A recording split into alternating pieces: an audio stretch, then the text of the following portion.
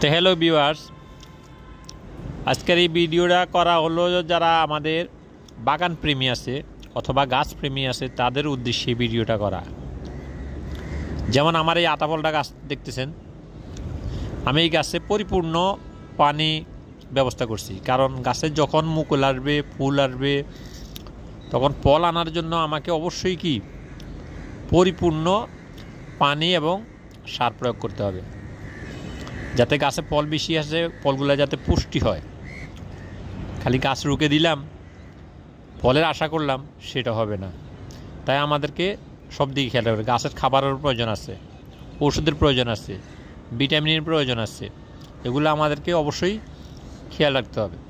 গাছটা বয়স বেশি হয় নাই, গাছটা মোটামুটি এমন বেশি বয়স না, কিন্তু ফল আসছে মাশাআল্লাহ, আলহামদুলিল্লাহ। আল্লাহ পাক ফল দিছে, যা আমি সন্তুষ্ট।